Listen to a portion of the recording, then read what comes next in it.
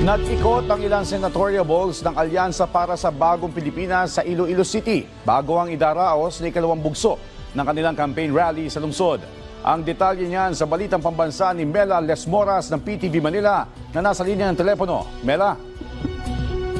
Joshua, sa ngayon ay inaabangan natin ang pagdating ni Pangulong Ferdinand R. Marcos Jr.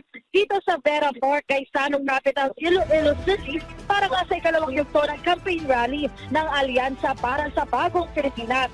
Sa harap ng mga Ilonggo, formal na i-endorso at ikakampanya ng Presidente ang 12 kabato sa pagkasenador ng administrasyon, kabilang na sina dating DILG Secretary Jennifer Abalos, Makati City Mayor Abby Binay, Senador Bong Revilla, Senador Tia Cayetano, dating Senador Ting Lacson, Senador Lito Lapid, Senadora Ailey Marcos, dating Senador Manny Pacquiao, dating Senador Dito Soto, Senador Francis Tolentino, House Deputy Majority Leader Erwin Tulfo at House Deputy Speaker Camille Villar.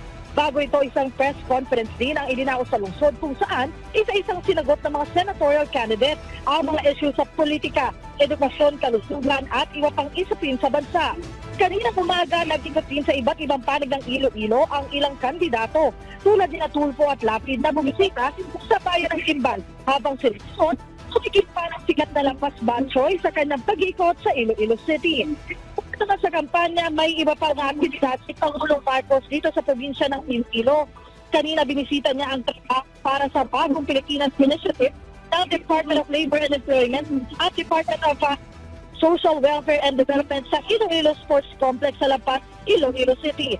Isa itong job matching event na binuo para tulungan ang graduating beneficiaries ng Pantawid Pamilyang Pilipino Program o SORPIP at nagkaroon din ng kadiwa ng Pangulo. Bukod dyan, Joshua, ay nagkaroon natin ng pakipagsulong siya Pangulong Marcos sa Regional Development Council dito para naman talakayan yung mga programa at proyekto ng pamahalaan para sa ikauunlad pa ng rehiyon.